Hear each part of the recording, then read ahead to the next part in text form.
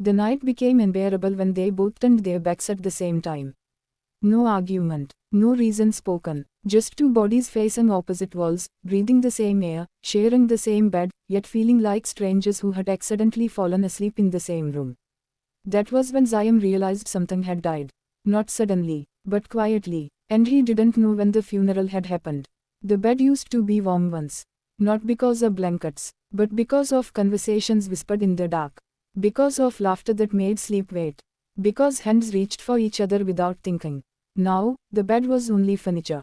And love, only a memory. Zion and Maha had been married for 8 years.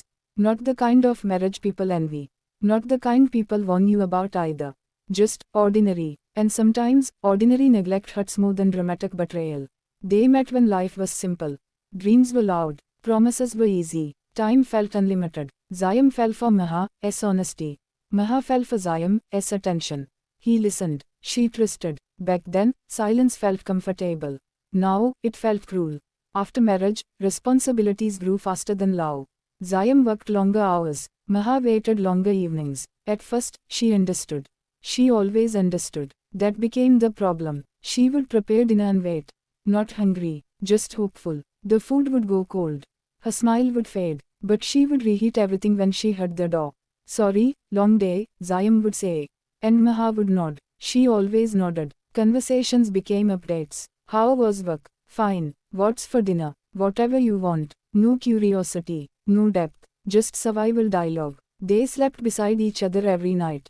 But Ziam slept exhausted. Maha slept empty. She stared at the ceiling, counting the cracks, wondering how something once so full could feel so hollow. The first emotional distance wasn't noticed. Because it didn't scream, it whispered. Ziam stopped noticing her silence. Maha stopped expecting his attention. He thought peace meant no complaints.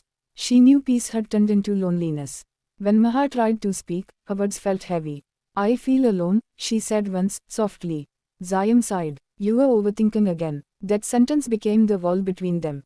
She stopped sharing feelings, then stopped sharing thoughts, then stopped sharing herself. Ziam didn't cheat, not physically, but he gave his best energy to the world outside. Colleagues got his jokes, friends got his laughter, strangers got his interest. Maha got leftovers. She noticed. Of course she noticed. Women always do. But she stayed, because leaving without betrayal feels harder to explain. They became experts at pretending. Family dinners, social smiles, photos where they stood close but felt miles apart. Everyone said, you both look perfect. Only the bed knew the truth. The bed witnessed tears swallowed silently. Sleepless nights, two people scrolling phones, avoiding eye contact. They shared pillows, not souls. One night, Maha reached for his hand. Just a simple touch. Ziam flinched slightly, half asleep. What? He asked, irritated. Nothing, she whispered, and pulled her hand back. That moment broke something inside her. She realized she was begging for affection without words. And even that was too much. Maha didn't leave immediately. She stayed longer than she should have. She waited for signs, for effort, for regret, for love to remember them. Ziam noticed the changes only when they became inconvenient. She stopped cooking his favorite meals, stopped waiting awake, stopped asking questions. You're different, he said one night. She smiled faintly. You didn't notice when I was hurting. Why notice now? He had no answer. Silence became their language. Morning silence, dinner silence, night silence. Two people living parallel lives under one roof. One night, Ziam woke up and found Maha staring at him. Her eyes went angry. They were tired. Do you still love me? She asked quietly. The question caught him off guard. He thought about it, and that pause said everything. Maha nodded slowly. I think that's my answer, she said. And turned away. The next morning, her side of the bed was empty. No drama, no shouting, just absence. She left a note. I didn't leave because you were bad. I left because we stopped being us.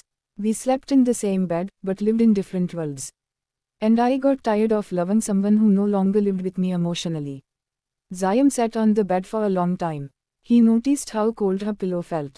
How quiet the room was. How loud regret can become when it's too late.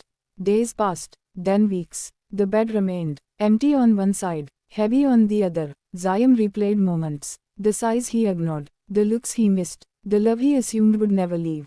He understood something painful. Love doesn't leave suddenly. It leaves quietly, after being ignored for too long. Maha started over, not easily, but honestly. She learned that loneliness inside a relationship hurts deeper than being alone. Sometimes, late at night, Zayam lay on the bed and stared at the empty space. Remembering when love lived there. When two worlds were one. When the bed meant connection, not distance. They slept in the same bed, but lived in different worlds.